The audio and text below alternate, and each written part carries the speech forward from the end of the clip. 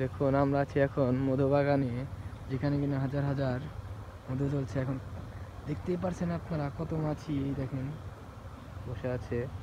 কোন সময় জানি আমার একটা পকাত করে মেরে দেয়, তো আমি তাও রিস্ক নিয়ে ভিডিও করে দেখাচ্ছি আপনাদের।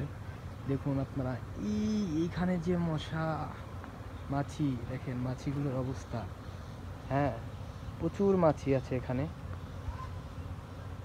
বাড়ি জুম করে আপনাদের, প্রচুর মাছি।